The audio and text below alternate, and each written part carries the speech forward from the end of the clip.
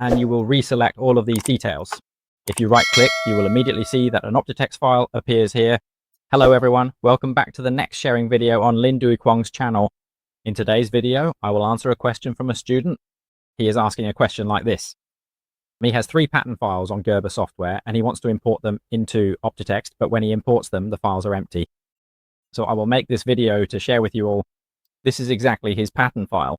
For pattern files like this, when you first receive them, the very first thing you need to do is rename them. Because look, this specific file, its name is written in Chinese characters, so in the Optitex software, it unfortunately won't be able to open it correctly. So that's why you need to change this name. You should keep only the numeric part of the name, or you can rename it to another name if you want.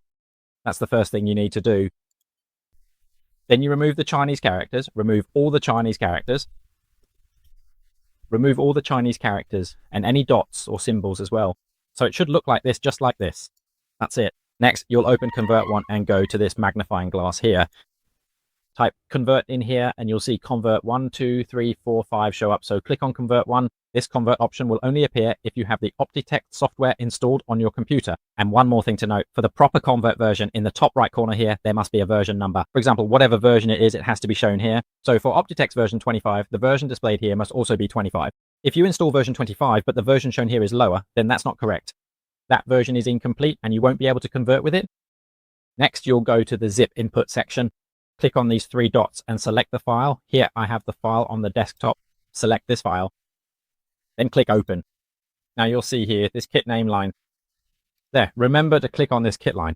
So in this kit name section, there are details displayed here, and this line of text is still in Chinese. So just leave it as it is. After that, you'll edit it in the Optitex software. Hold Shift and select the last detail. Once you have finished that step, you'll carefully select the Optitex output line. Then you'll decide on the specific location to export this file. Here, for example, I'll export it to the desktop and then I'll click OK. And you'll select all these details again. When you simply right-click, you'll immediately see a new Optitex file appear right here. Now you'll go ahead and rename it. You'll rename it, but make sure to keep the number as it is. Delete the text at the end of the file name.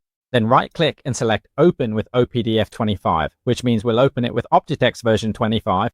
Wait a moment and a window will open. Here, you'll see that there are details displayed here. You'll press Ctrl A to select all the details, and you can see that these are all the details we've transferred from Gerber software to Optitex software very easily. And if you've watched up to this point but haven't subscribed to the channel yet, please hit the subscribe button to support Dinh Duy Cuong's channel. Goodbye, and see you in the next sharing videos.